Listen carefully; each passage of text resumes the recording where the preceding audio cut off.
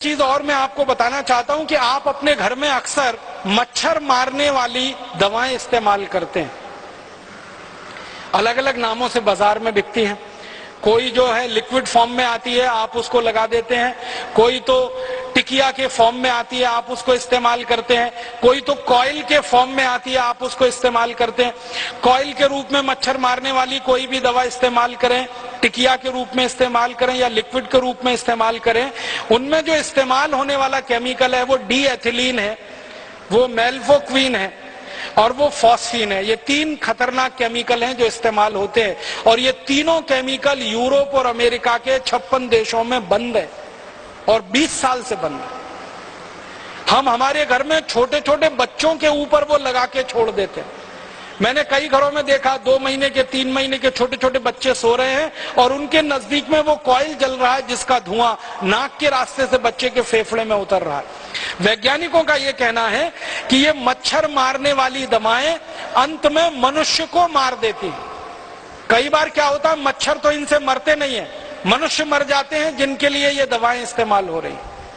और ज्यादातर इन दवाओं का व्यापार, डी एथिलीन का व्यापार, फॉस्फीन का व्यापार हिंदुस्तान में विदेशी कंपनियों के कंट्रोल में है और वो अंधाधुंध केमिकल इंपोर्ट करके लाके बेच रहे हैं और भारत की कुछ स्वदेशी कंपनियां भी बनाकर उनको बेच रही हैं।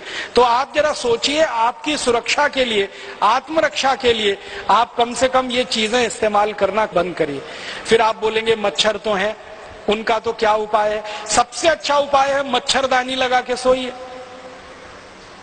स्वदेशी है, सस्ती है, क्वालिटी में अच्छी है, सारे देश में उत्तर से दक्षिण पूरब से पश्चिम मिलती है और कोई साइड इफेक्ट नहीं है, कोई एक्सपायरी डेट नहीं है। एक बार खरीदी तो 20-25 साल चलेगी और तरह तरह की मच्छरदानियां आने लगी हैं।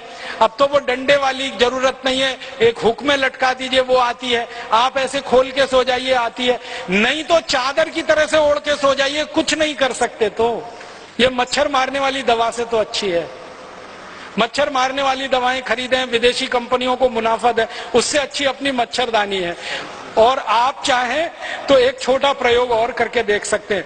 नीम होता है ना, नीम का तेल बाजार में मिलता है, तो नीम का तेल ऐसे जलाएं दीपक के रूप में। एक दीपक ले लें, उसमें रुई की बाती बनाएं, नीम का तेल जला के दीपक को रख दें। वो दीपक जितनी देर जलेगा एक भी मच्छर कमरे में नहीं आएगा। इतना सस्ता और सरल उपाय। नीम का तेल बाजार में 30-40 रुपए लीटर मिलता है। 1 लीटर तेल खरीदेंगे, बड़े आराम से 3-4 महीने चलता है। और दूसरा एक तरीका है, गाय के गोबर से बनी हुई अगरबत्ती और गाय के गोबर से बनी हुई धूप बत्तियां भी बाजार में अब आ गई हैं। कई गौशालाएं उनको बनाती हैं, उनको जलाकर आप सो जाइए, वो भी मच्छर को भगाती हैं और क्वालिटी में मच्छर अगरबत्ती से अच्छी।